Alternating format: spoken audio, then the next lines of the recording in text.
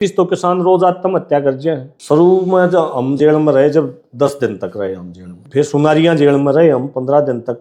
गुरनाम सिंह चढ़ूनी के नेतृत्व में हम इकट्ठे हुए और पिपली के अंदर लाठीचार्ज हुआ। उन्हें तो पता नहीं ना कि थी कांग्रेस, हमने तो पता हम भुगत भोगी। हाँ, तो ये लड़ाई जब तक यहाँ से शुरू नहीं होगी, तब जब तक ये बीजेपी कांग्रेस या आम आदमी पार्टी की ये लड़ाइयां बंद नहीं होगी, किसी भी पार्टी ने सत्ता में बिठा सूत नहीं आनी। नमस्कार, मैं आशीष दलाल एडीआर लाइव देख रहे हैं। फिलहाल हमारे साथ मौजूद हैं किसान नेता विकास सीसर। किसान आंदोलन हरियाणा और पंजाब के बॉर्डर पर चला हुआ है, तो इसी बीच चर्चा कर लेते हैं विकास सीसर जी से। और बहुत से ऐसे सवाल हैं जिनका जवाब जानना चाहेंगे विकास सीसर जी से, और जिक्र करें कि इनके संघर्ष के बारे में। काफ़ी टाइम से देख रहे हैं कि जब भी कोई आंदोलन हो, कोई भी धरना प्रदर्शन हो, तो इनकी सक्रिय भूमिका उस आंदोलन में या फिर उस धरने पे देखी जावा है। तो कहाँ से ये प्रेरणा मिल रही है और कब से इस संघर्ष की शुरुआत हुई थी? इस तरह के बहुत से सवाल हैं जिनके जवाब हम जानना चाहेंगे। नमस्कार जी भाई जी। राम राम भाई। और जी भाई जी ठीक हो? हाँ बिल्कुल ठीक है। अच्छा विकास भाई, जिक्र करें धरने का, आंदोलन का, या फिर कोई भी सामाजिक मुद्दा लोग उठा रहे हों, तो उसमें कहीं ना कहीं आपकी भूमिका देखी जावा है जी। और इस संघर्ष की शुरुआत जानना चाहेंगे कि कब से इस संघर्ष की शुरुआत हुई थी? ये 2006 में बीए करी मैंने। अच्छा, बीए करी उस टाइम से। और 2006 में एक रिपोर्ट आई, स्वामीनाथन आयोग की रिपोर्ट। ठीक है। तो क्योंकि किसानों के बच्चे, हाँ, शुरू से किसानी का इस चीज के ऊपर भी ध्यान था कि खेती में इतना घाटा का सौदा क्यों है। और जबकि पहले जब मेरा दादा भी था, बिजली विभाग की नौकरी छोड़ के आ रहा था, और भी काके ताऊ में बहुत सारे ऐसे थे जो सरकारी जॉब छोड़ के खेती कराया कर दे। तो जब हम उन तक बात कर दे भाई कि था कि आप लोग नौकरी छोड़ के न खेती कराया कर दे, तो ये बताया कर दे भाई खेती में ज्यादा बचा कर दा, और इवन खेती छोड़ के नौकरी कराए। और उस समय ये था कि सरकारी नौकरी के पीछे लोग भागना शुरू कर रहे थे। अच्छा, 2006 की बात कर रहे हैं। ठीक है। तो हमने उस चीज के ऊपर ध्यान दिया भाई इसी के वजह होगी कि भाई जिसकी वजह से लोग नौकरी का नहीं बांटने लगे, खेती छोड़ने लगे। तो तब ये पता चला कि भाई जो उस टाइम के जो कर्मचारियों की जो तनख्वाह थी, या जो उस समय जो भी कोई खर्चा करना होता, डीजल के रेट थे या सोने के रेट थे, उनकी तुलना में जो फसलों के भाव की तुलना में बहुत ज्यादा बढ़ गए थे। और उस समय बहुत सारे किसानों ने आत्महत्याएं करी देश में, आंदोलन भी हुए। उसके बाद वो स्वामीनाथन आयोग की एक आयोग बना, उसने एक रिपोर्ट दी। तो उसमें ये सिफारिश करी गई भाई C2+50 इसके आधार पर भाव मिलना चाहिए किसान को। जैसे जैसे महंगाई बढ़ा है उसी तरीके से किसान की फसल के भाव भी बढ़ने चाहिए, ताकि वो समाज की मुख्य धारा में बना रहे। तो उस टाइम पर 1-2 साल के बाद हमने देखा, करीबन 2009 की बात मैं करूं, जब हमने सक्रिय इस आंदोलन में, जो किसानी आंदोलन में जब सक्रिय रूप से भाग लेना शुरू किया, तो वो 2009 तक शुरू किया। अच्छा, 2009 में? बिल्कुल। 2009 में हमने देखा कि स्वामीनाथन आयोग की रिपोर्ट 3 साल हो गए सरकार ने बनी, ने कांग्रेस की सरकार थी, सारे आयोग लागू होने लग रहे। कर्मचारियों का छठा वेतन आयोग लागू हो चुका था, और भी जितनी कमेटियां, जितने आयोग बने सारे लागू हो थे। लेकिन किसानों का क्यों नहीं हो रहा? तो हमने आना जाना शुरू किया, एक कार्यकर्ता के तौर पर किसानों की पंचायत में भी जाना शुरू किया। जो उस टाइम के जो किसान नेता थे, बुजुर्ग जो किसान नेता थे, उनकी पंचायतों में भी जाना शुरू किया।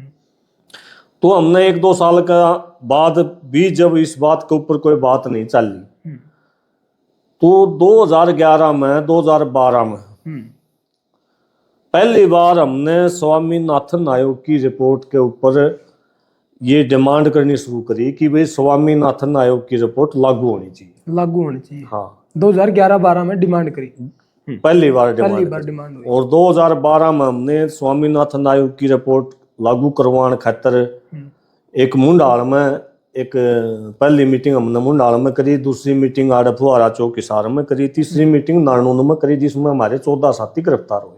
अच्छा। उसके बाद 250 गामा में हम पैदल यात्रा करते हुए जंतर मंतर तक पहुंचे। फिर 2013 में हम जींद में डीसी कार्यालय के बाहर भूख हड़ताल पर बैठे।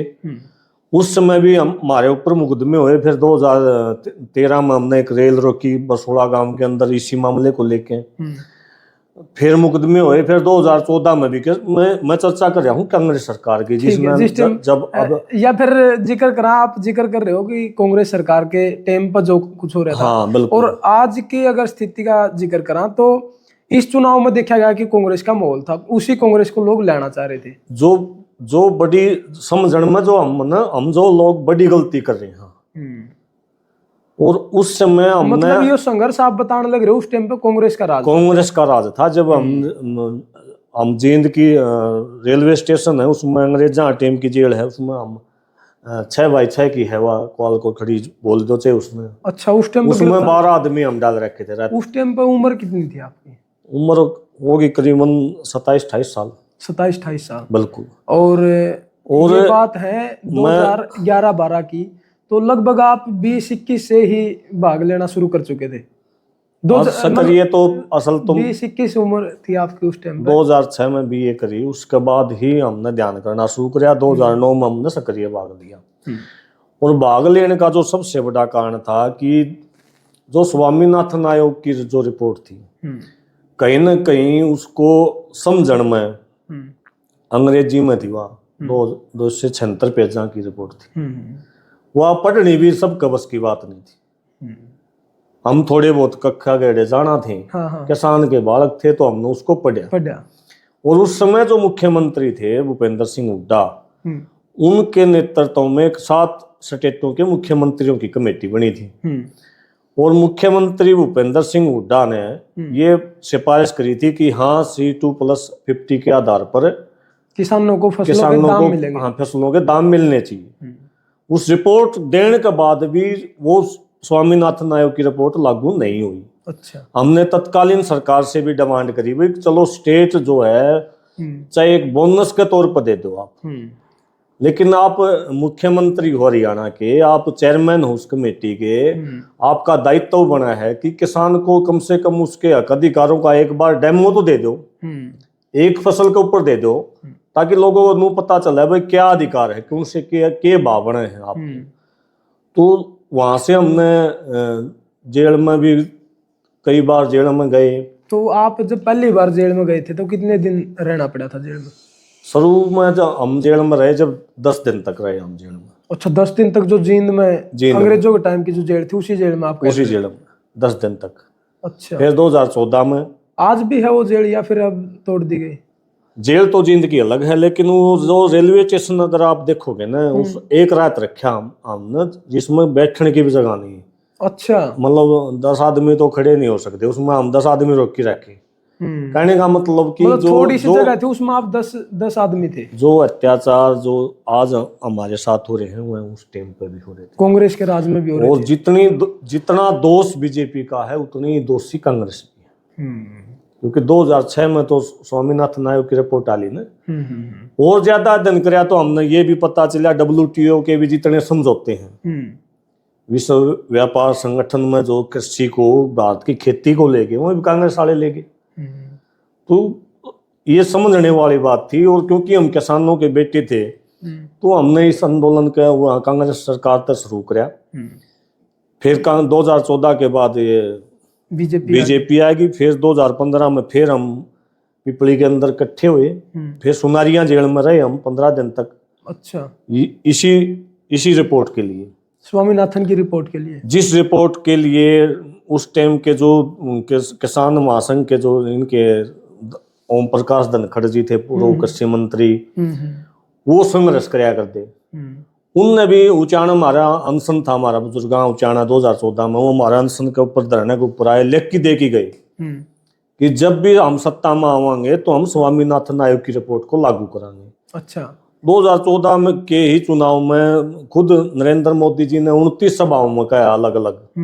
पहली सभा उनकी रिवाड़ी में थी, वहां भी कहा स्वामीनाथन आयोग की रिपोर्ट को लागू कराएंगे।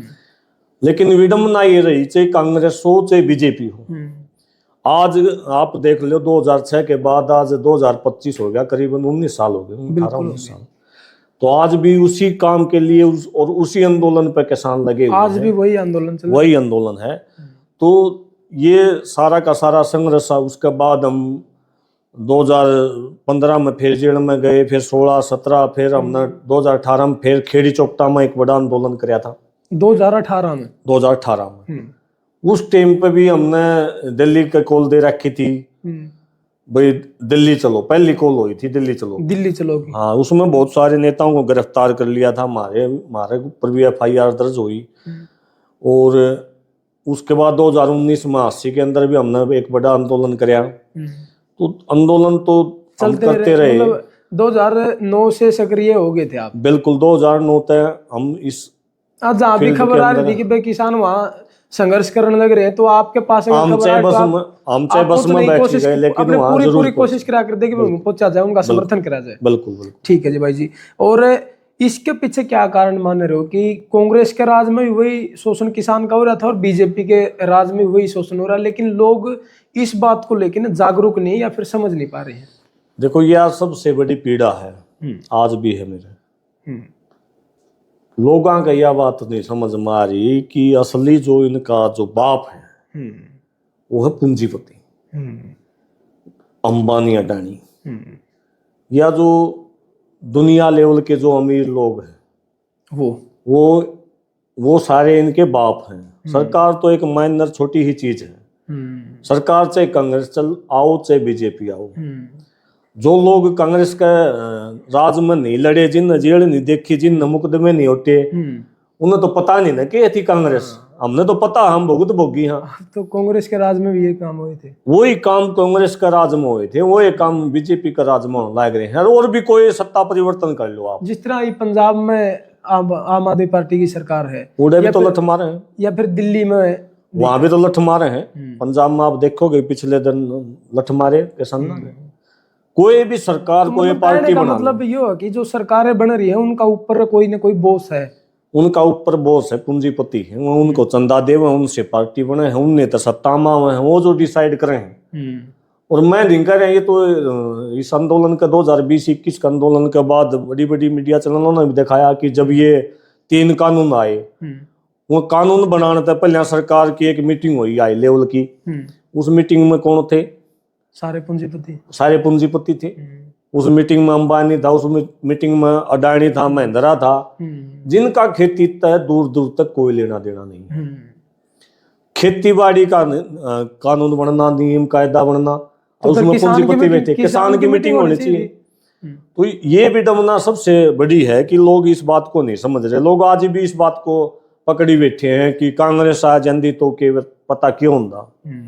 कुछ कार्यकर्ता भी हुए कांग्रेस के, उनने अपना नेता प्यारा हुआ है, कुछ इस किस्म के लोग भी हुए हैं। लेकिन वास्तविकता ये है, जब तक लोग अपनी ताकत को नहीं समझेंगे, जब तक जनता अपनी ताकत को नहीं समझेगी, जब तक पब्लिक प्रेशर नहीं होगा, साथ में तो पॉलिटिकल पार्टियों के ऊपर, सरकार के ऊपर, और इनसे अलग सीधे तौर पर अगर जिस प्रकार का रूस में फ्रांस की क्रांति अगर आपने पढ़ी हो, सीधे तौर पर पूंजीपतियों से अपना हिसाब किताब नहीं मांगोगे। ये कौन सा तरीका है? एक फैक्ट्री के अंदर 1000 आदमी काम कर रहे हैं, उसका 99% लाभ तो एक आदमी लेगा, और 1% में वो 1000 बिल्डिंग बना दी, ऊंची ऊंची 100 मंजिले मकान बना दिए जाओ हैं।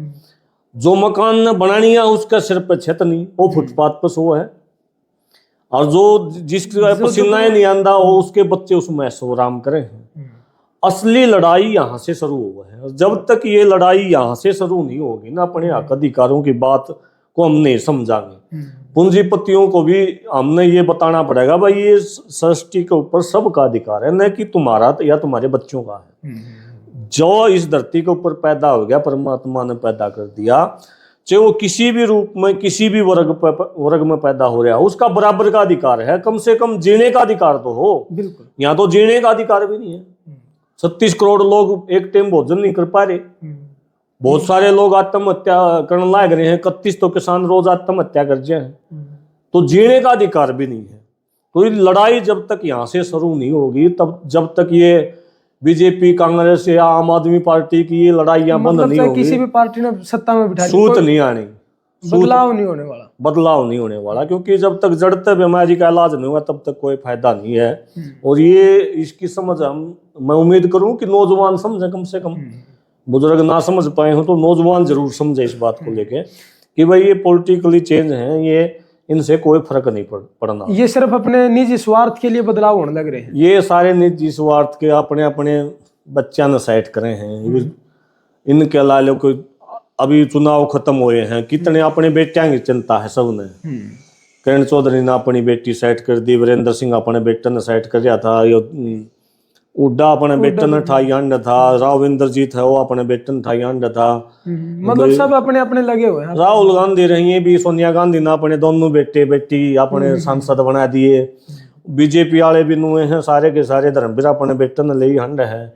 ये सारे अपने बच्चों की चिंता है, इन्हें किसी किसान की मजदूर की कोई चिंता नहीं है। मिनट में पार्टी बदल जाए हैं कौन लोग, ये वह जो कांग्रेस में थे वहां पहले बीजेपी में जा रहे हैं, और जब कांग्रेस का आना की बात आओगी तो ये कांग्रेस में आ जाए हैं। तो ये तो इनका धंधा है, इनकी खेती है, एक सीधे शब्दों में समझाता हूँ, इनकी खेती है। ये अपने बच्चे भविष्य मजबूत पैसा है, वो इनका पैसा है, सेवा नहीं है।